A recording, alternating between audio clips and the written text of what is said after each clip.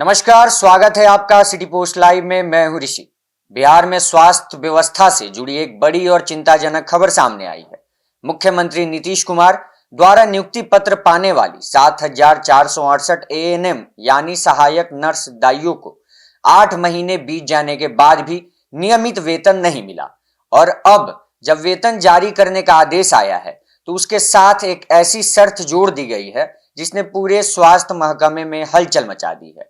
दरअसल बिहार तकनीकी सेवा आयोग द्वारा चयनित 7,468 अभ्यर्थियों को मुख्यमंत्री ने औपचारिक कार्यक्रम में नियुक्ति पत्र सौंपे थे।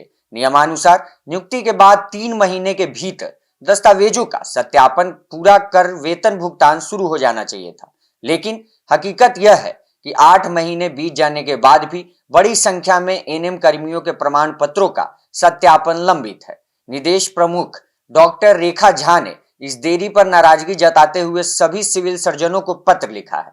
पत्र में स्पष्ट तौर पर कहा गया है कि 8 महीने बाद भी सत्यापन रिपोर्ट का लंबित रहना खेदजनक है।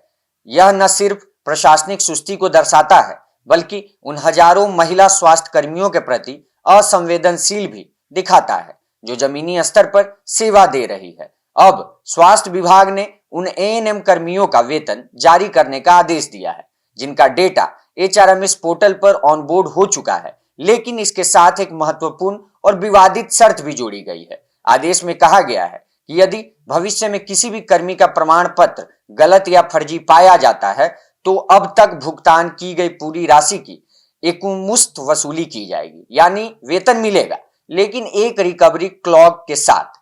इससे एएनएम कर्मियों के बीच असमंजस का, भय का और माहौल बन गया है। उनका कहना है कि यदि दस्तावेजों की जांच समय पर नहीं हुई तो यह विभागीय देरी है। ऐसे में भविष्य में वसूली की जिम्मेदारी कर्मचारियों पर डालना क्या उचित है? सबसे बड़ा सवाल यह उठता है कि 8 महीने तक सत्यापन प्रक्रिया लंबित क्यों रही? अगर प्रशासनिक स्तर पर लापरवाही हुई है तो जिम्मेदार अधिकारियों पर क्या कार्रवाई होंगी? क्या सिविल सर्जनों और संबंधित कर्मचारियों की जवाबदेही तय की जाएगी? स्वास्थ्य व्यवस्था पहले से ही मानव संसाधन की कमी से जूझ रहा है।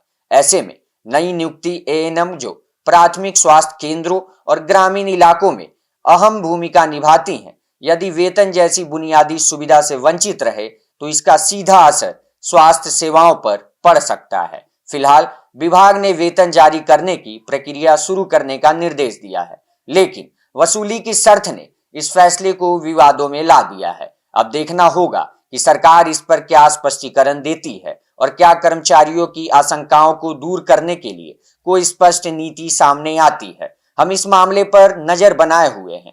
जैसे ही कोई आधिकारिक प्रतिक्रिया या नया अपडेट सामने आएगा हम आपको सबसे पहले जानकारी देंगे। फिलहाल के लिए विदा चाहते हैं। देखते रहें सिटी पोस्ट लाइव। धन्यवाद।